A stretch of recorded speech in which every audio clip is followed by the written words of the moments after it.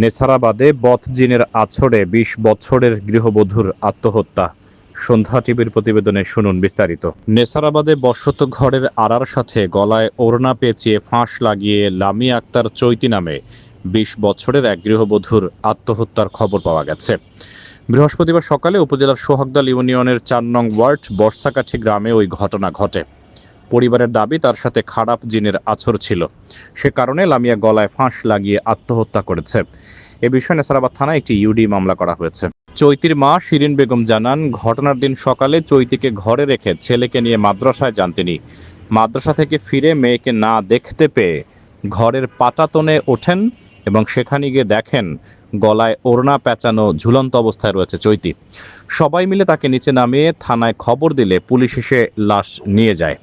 ওই গৃহবধূর শ্বশুরবাড়ির লোকজন জানায়, আমাদের সাথে মেয়ের বাবার বাড়ির সবার একটা সুসম্পর্ক আছে, কিন্তু কিছুদিন পূর্বে তাদের গৃহবধূ চৈতি শ্বশুরবাড়ি থেকে বাবার বাড়ি যাওয়ার পথে ভয় পেয়েছিল। সেই থেকে সে অস্বাভাবিক আচরণ করত। এ কারণে হয়তো নিজেই আত্মহত্যা করেছে।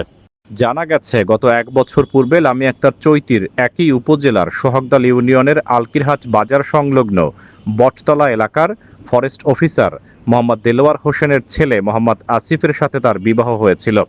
চৈতির পড়ালেখা শেষ না হওয়ায় তাকে আনুষ্ঠানিকভাবে শ্বশুর বাড়িতে তুলে নেওয়া হয়নি। গৃহবধূ চৈতি স্বরূপকাঠি সরকারি কলেজের ডিগ্রি প্রথম বর্ষের ছাত্রী ছিল। নেছারাবাদ থানার officer in charge OC Mohammad Boni Amin পরিবারের বরাত দিয়ে জানান, শুনেছি ওই গৃহবধূ আত্মহত্যা করেছে, তবে আত্মহত্যার কারণ এখনো জানা যায়নি। লাশ ময়নাতদন্ত না করা পর্যন্ত কিছু বলা যাবে না।